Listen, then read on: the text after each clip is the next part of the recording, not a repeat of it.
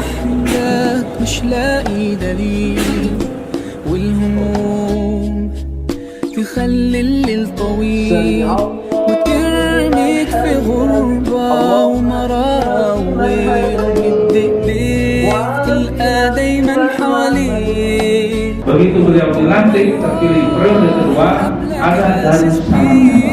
Jadi Darussalam ini ada keinginan bagaimana menciptakan kota ini yang aman, tertib, makmur, sejahtera, adanya keseimbangan antara manusia dan alamnya, termasuk juga religius.